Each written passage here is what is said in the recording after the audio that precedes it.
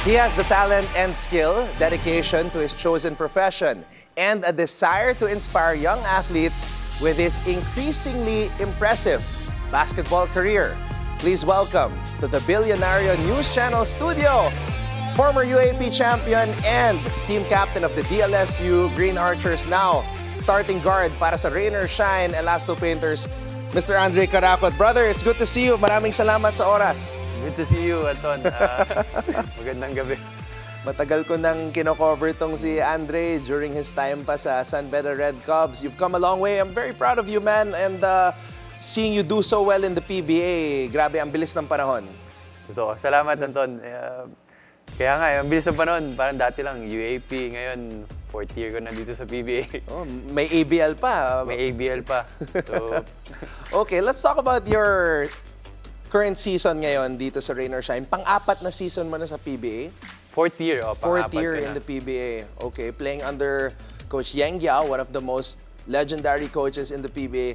Kamusta naman yung experience mo playing under Coach Yang Giao and your current situation now with a lot of young teammates? Masaya ako with Coach Yang. Kahit palagi yung napapagalitan ng Coach Yang. Pero sanay na rin naman. Alam ko na bakit minsan nagagalit siya. Kumbaga, basa mo na rin siya. Gusto niyang i-motivate ka. This conference, last two conference, nag-semifinals kami, all-Filipino. Correct. With Aaron Fuller, sa Governor's Cup, nag-semifinals kami. This conference, ando na yung kailangan pinakamababa na yung semifinals. Yes. Pero yun yung challenge sa amin. I think yung kumpiyansa rin ng bawat isa. Kumbaga tumataas na sila. Jonard, halos lahat nagkakakumpiyansa na. So hopefully makaabot ng semifinals, finals, makapag-champion. So, kumbaga, yung standard nyo, na-set nyo na yung bar na perennial semifinals contender na kayo sa PBA. Para sa'yo, Dre, ano pa yung mga pwede nyong i-improve as a team para to get to the next level, which is, of course, the finals? Marami.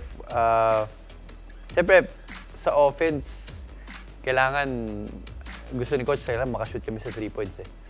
On defense naman, kailangan naman lesson namin yung offensive rebounds ng kalaban. Yun yung siguro, hindi naman weakness, pero yun yung kailangan namin bantayan.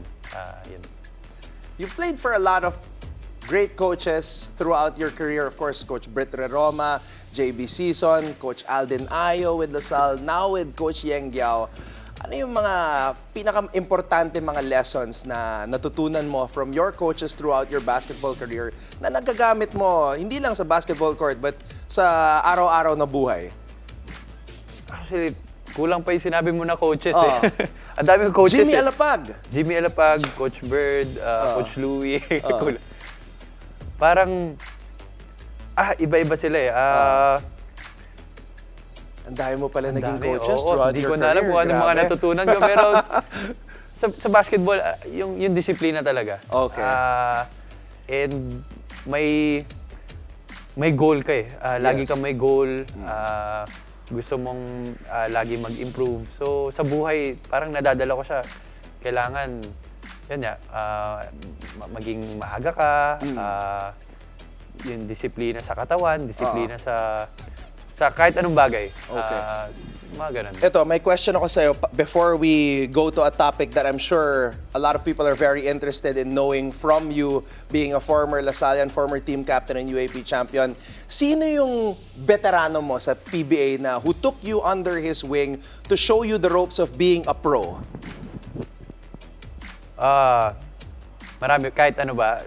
Yeah. Si JV Mocon kasi. JV Mocon. Si JV. Yeah, you go way back no? Oo. Teammates kami ni JV nung San Beda. Sobrang close kami.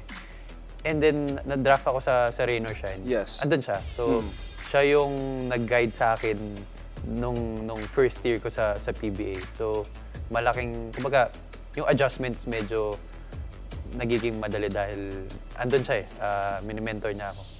And along the way, marami. Si Kuya Bo, si Gabe, si James. Panoorin mo lang sila kung paano sila gumalaw, paano sila maglaro. Matututo ka na sa kanila. Okay, now let's go to the much talked about topic, especially last night. De La Salle University forcing a game number 3. Nanood ka live, game number 1 and game number 2. Dre, in the 2 games na napanood mo live and in person and being a former team captain of the Green Archers, ano yung mga nakita mong bagay na tumatak sa isip mo during the time that you were watching the games? Yung first game nanood ako, yung defense talaga ng UP nung third quarter. Kaya doon sila lumamang, hindi na naka-recover yung Lasal nung third quarter. So, by the time na nag-fourth quarter, medyo late na rin, kumbaga, kinulang na ng oras. So, and yesterday, nanood din ako, sobrang intense ang laro. One of the best na laro na napanood ko. Nasushoot ni Kevin eh. Yun yung risk na ginawa niya. Talagang, siyempre, pag tumitira ka, may chance na talaga. And talagang pumasok. Kaya, siyempre, yung effort din ng bawat, ng coaches, ng players.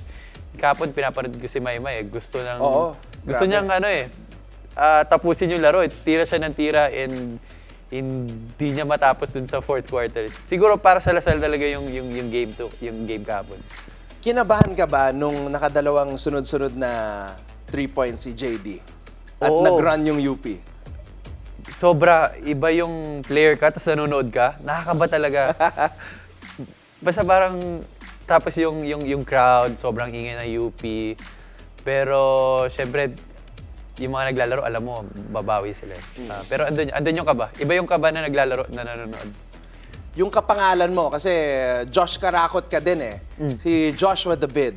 May advice ka ba na binibigay sa kanya? Kasi siya yung nakabantay kay Kagulangan. Si Josh naman, nakausap ko naman siya. Sabi ko, tumira siya eh. Yun, mag-take ng risk. Kung ano yung ginagawa rin ni JC, gawin mo rin. And game number 3, wala na yon. Kumbaga, it's a player's game. Lahat ng risk na pwede mo i-take, gawin mo na. Yun, oo. Talagang hindi mo alam kung ano. I mean, match talaga sila eh.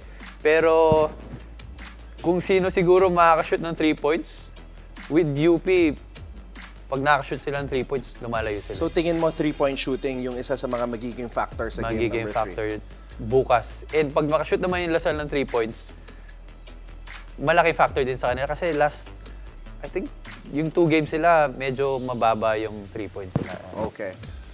Last question, kasi I'm sure a lot of people watching right now and iniisip nila, ano mangyayari sa game number 3?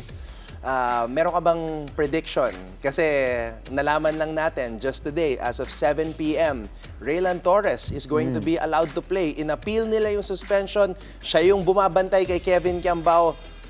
Dre, ano ang prediction mo for game number 3? You said game number 2, feeling mo para sa mga Lasalyano. Game number 3, ano nararamdaman mo? Nararamdaman ko?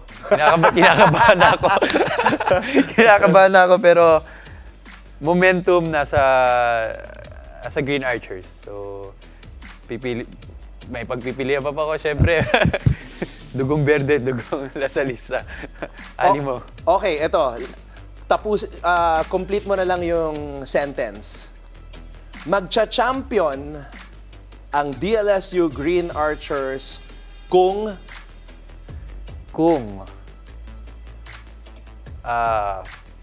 makakashoot tayo ng 3 points. So 3 points talaga. 3 points talaga. Ayan ang masasabi ni Andre Karakot, former UAP champion and former team captain of the DLSU Green Archers here on the scorecard tonight. Of course, watch him sa Rain or Shine Elasto Painter sa PBA. Dre, maraming salamat sa oras and all the best sa iyong career. Maraming salamat sa pag-invite sa akin dito, Anton. All right. We got Andre Karakot here on BNC on the scorecard.